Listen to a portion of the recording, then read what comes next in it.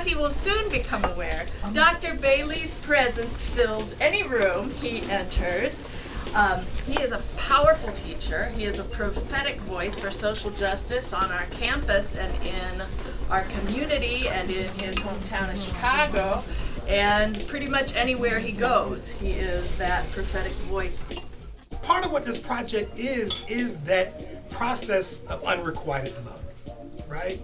Is that sort of natural human experience that all of us go through one way or another with loving something or someone so much and sometimes feeling that someone doesn't love them back. I thought it was an excellent discussion.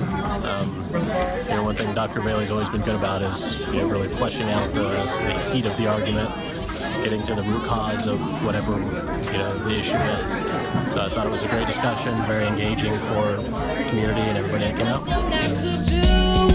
To make my dreams come true. Sometimes it feels like they don't care. Tell me how to end this nightmare. What is America going to say about Obama? And I want to be on the forefront of saying that it is clear in the last 7.5 years or so that America, and especially legislatively, America has tried to erase Barack Obama.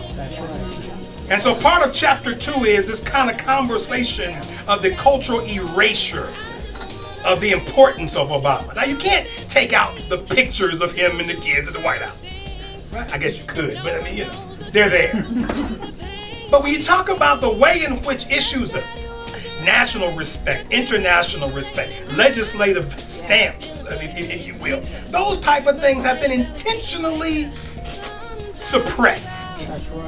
OMG, I loved it. I'm a big fan of Dr. Bailey because I was one of his former students at Wittenberg, but it definitely opened up my mind because you can never know too much about Black history, and it needs to just about Black history and why do Black lives matter, today. It's super important, especially to me because I'm a Black college student and stuff, and I go to a predominantly white school where we don't talk about race a lot, and I know that it needs to be, we need to know about race and we need to talk about it more, and not a lot of people want to talk about it or they're too scared to talk about it. So it definitely was very interesting, and it opened up my mind, and I hope it opened up everybody else's that was here as well. So I appreciate it a lot.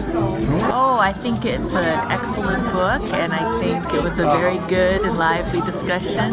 Dr. Bailey's a very entertaining person, as well as having a concrete and important message to share with people, and very inspiring in terms of what he wants us to do, what we learn.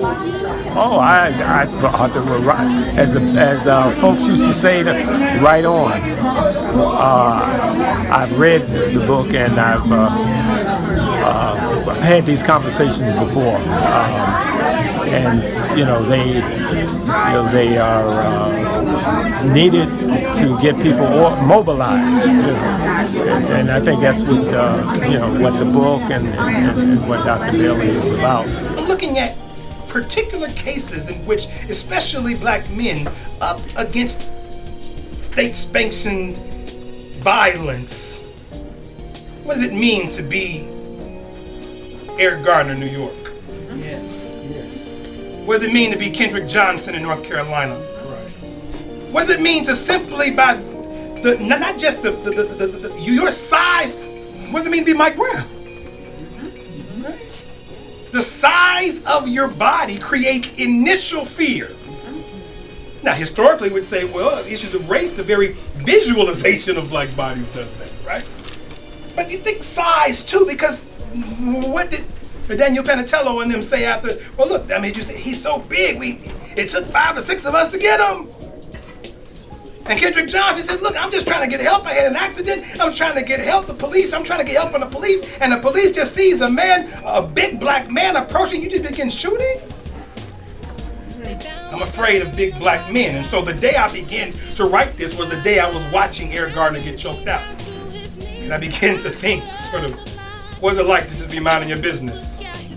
Standing on a street corner. What is it like to be a Sandra Bland, just changing lanes to make sure that the cop can get through and do his job?